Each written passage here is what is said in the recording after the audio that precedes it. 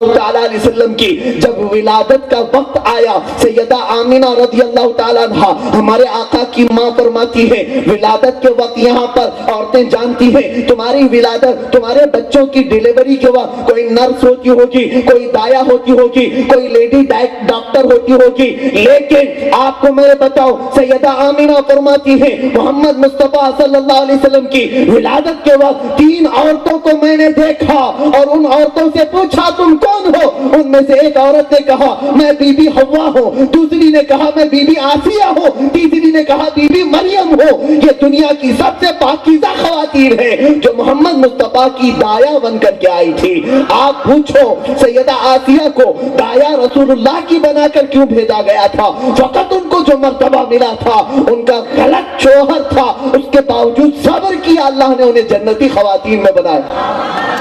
آج مرد کیا کم ہو گئے مسلمانوں؟ مردوں کی تعداد آج بھی الحمدللہ بہت ہے۔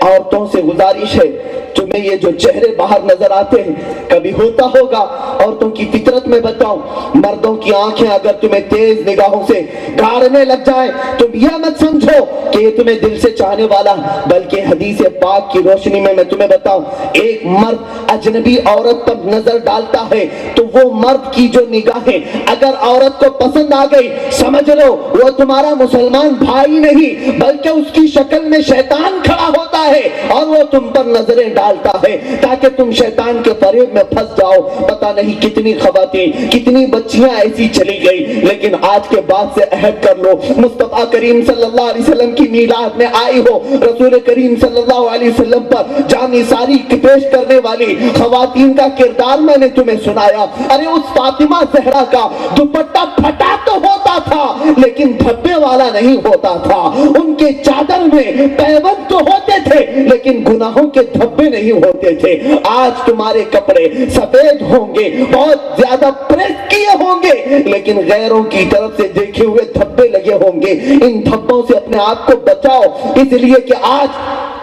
ایک قوم کی بچی جب باہر نکلتی ہے تو اس کے ہاتھ میں اس کے باپ کی عزت بھی ہے، اس کے ہاتھ میں اس کے بھائی کی بھی عزت ہے، اس کی ماں کی بھی عزت ہے۔ میں آپ کو بتاؤں کئی ایسے معاملات پیش آ رہے ہیں۔ میں اپنے ماضی قریب کی بات، ایک بہت اچھے بزرگ کو میں جانتا ہوں، ایک مسجد کے متولی تھے، حلقہ ذکر کرایا کرتے تھے، بیٹی کو بہت اچھا پڑھایا، کالج میں بی کام کیا، لیکن ہائے افسوس آج سے 3 سال پہلے آج بھی وہ حاجی صاحب موجود ہیں، مسجد چھوڑ دیا، گھر چھوڑ دیا۔ وجہ کیا ہے؟ ان کی بیٹی ایک کرسچن کے ساتھ چلی گئی، بی کام تک پڑھایا تھا لیکن اس کے بعد حلقہ ذکر لگانا انہوں نے بند کر دیا، مسجد کی متولیت سے استعفا دے دیا۔ وجہ کیا ہے؟ ایک بیٹی گھر سے گئی تھی لیکن باپ کو ہمیشہ کے لیے ذلیل کر دیا، 4 لوگوں میں سر اٹھانے کے قابل نہ چھوڑا، ماں تو اسی عالم میں شاید مر ہی گئی، بھائیوں کی نوکری خطرے میں آ گئی۔ ایک بچی اگر بگڑ جائے پورا خاندان چلا جاتا ہے۔ اس لیے رسول کریم صلی اللہ علیہ وسلم نے بہت تم پر احسانات فرمائے ہیں، تم بہت زیادہ آزادی کا خیال مت کرو، اور خاص طور پر مردوں کے لیے بھی میرے آقا نے فرمایا تم غلط نگاہیں ان پر نہ ڈالو۔ معراج کے وقت میرے آقا فرماتے ہیں میں نے دیکھا ایک جگہ سے گزرتے ہوئے کچھ مردوں پر فرشتے آگ کی سلائیاں لے کر کے ان کی آنکھ کے ڈھیلوں کو پھوڑ رہے تھے، ان کی آنکھ کے اندر آگ کی سلاخیں ڈالتے ہی ان کی آنکھ کا جو پتلا ڈھیلا ہوتا ہے اچھل کر کے باہر آ جایا کرتا تھا۔ فرشتوں سے پوچھا گیا یہ کس وجہ سے عذاب ہے؟ جبرائیل امین نے ارشاد فرمایا اے حبیب کائنات یہ ان مردوں کو عذاب دیا جا رہا ہے جو مسلمان عورتوں پر بد نگاہی کیا کرتے تھے، بری نظر ڈالتے تھے، عورتوں پر ادھر ادھر جھانکا تانی کیا کرتے تھے، ان پر عذاب۔ آج لوگ سمجھتے ہیں دیکھنے سے کیا ہو جاتا ہے، یہ دیکھنا زنا کی ابتدا ہے۔ اور سیدنا عثمان ابن عفان رضی اللہ تعالیٰ مسجد میں خطبہ دے رہے تھے، خطبہ دیتے دیتے ایک شخص آیا بیٹھا، حضرت عثمان نے خطبے کا ٹاپک چینج کیا اور کہا کیا ہو گیا ہے آج لوگ زنا کر کے مسجد میں آ جاتے ہیں، زنا کر کے مسجد میں آ رہے۔ وہی شخص کھڑا ہو گیا، عثمان ابن عفان سے پوچھنے لگا اے عثمان کیا آپ رسول اللہ کی طرح علم غیب جاننے والے ہو گئے؟ کیا آپ کو بھی غیب سے وحی آتی ہے؟ آپ کو کیسے معلوم؟ حضرت عثمان ابن عفان رضی اللہ تعالیٰ عنہ نے فرمایا کیا تو فلاں نکڑ پر کھڑے ہو کر فلاں گھر کی عورتوں کو نہیں دیکھ رہا تھا؟ یہ غیب کا علم رسول اللہ کے غلام کی بات کر رہا ہوں۔ آپ نے کہا کیا نہیں دیکھ رہا تھا؟ اس کا سر جھک گیا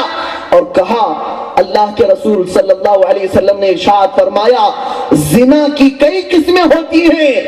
اور جو بد نگاہی کرتا ہے وہ آنکھوں کا زنا کرتا ہے، آنکھوں سے زنا کرتا ہے۔ آج دونوں طرف کا اگر بیلنس سلامت رہتا تو آج ہمارے قوم کو اتنی تباہی نہ آتی، اتنی بربادی نہ آتی۔ نوجوانوں سے میں پوچھنا چاہتا ہوں جو آج درندے تمہاری بیٹیوں کے سلسلے میں نعرے لگاتے ہیں، اور عجیب حماقت کی بات پورا ہندوستان چپ ہو گیا ہے، ساری جگہ پر، میں سب کی بات نہیں کرتا اللہ ماشاء اللہ، سب جگہ سے زبانیں خاموش ہو گئی، کہیں سے نعرہ ہے بہو لاؤ بیٹی بچاؤ۔ کس طرح تمہارے گھر سے بیٹی لا کر اور غیروں کے گھروں میں بہو بنائے جائیں اور وہ اپنی بیٹی سنبھال رکھے۔ میں آج ان تمام لوگوں کے لیے بھی یہاں کہوں گا اللہ تعالیٰ نے جب تک زندگی دی ہے میں جیوں گا اور مجھے ان کی کوئی پرواہ نہیں ہے۔ رسول کریم صلی اللہ تعالیٰ علیہ وسلم نے جن گھروں کو عزت عطا کی ہے تم بہو لانے کی بات کر رہے ہو، اور آج میں یہاں سے ایک میسج دینا چاہتا ہوں نوجوانوں، تم یہ ثابت کر کے بتا دو الحمدللہ ہماری بہو بھی سلامت ہے، بیٹیاں بھی سلامت ہے، تم اپنے گھر کی خیر مناؤ، اس لیے کہ اگر مسلمان نوجوان ایمان کی حالت میں نکل گیا تو تمہارے گھر گھر کی بچیاں ہمارے گھر کی بہو بن جائیں گی۔ رسول کریم صلی اللہ تعالیٰ علیہ وسلم کے ان نوجوانوں کے طاقت ایمانی کو جانتے نہیں، تمہارے آج اس طرح کی بے بسی کو دیکھ کر لوگ کریں۔ اور میں اس چیز کو عرض کروں گا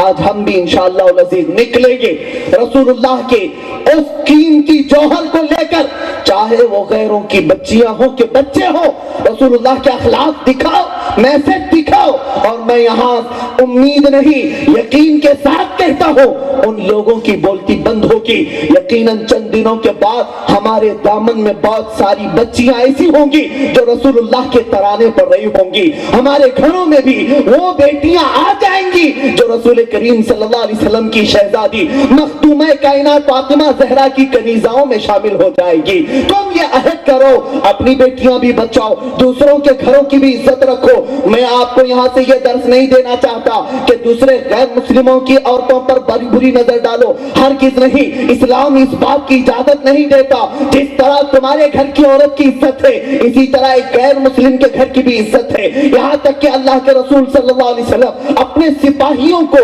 جب بھی جنگ میں جاتے تھے، جہاد میں جانے سے پہلے حکم دیتے تھے اس ملک میں جانا وہاں عورتوں سے چھیڑ چھاڑ نہ کرنا، وہاں بوڑھی عورتوں پر حملہ نہ کرنا، حاملہ عورتوں کو نہ پکڑنا، ان کے بچوں کو نہ پکڑنا، وہاں کے درختوں کو نہیں کاٹنا، وہاں کی عبادت گاہوں کو نہیں توڑنا، اتنے احکام دیتے تھے۔ آقا کونین صلی اللہ علیہ وسلم سے زیادہ رحیم و کریم کون ہے؟ اور غیر مسلموں کے لیے بھی میرے آقا رحمت بن کر کے آئے تھے۔ یقیناً میرے آقا صلی اللہ تعالیٰ علیہ وسلم اگر اپنے نوجوان صحابہ کو اجازت دے دیتے ہر گھر سے اٹھا لاؤ، ہر گھر کی بچیاں لے آؤ، تو میں سمجھتا ہوں دنیا میں آج کسی گھر میں خاتون اگر ہوتی تو مسلمان خاتون ہوتی، لیکن مصطفیٰ کریم نے اس طرح کی اجازت نہیں دی ہے۔ بس میں تمہیں میسج دینا چاہوں گا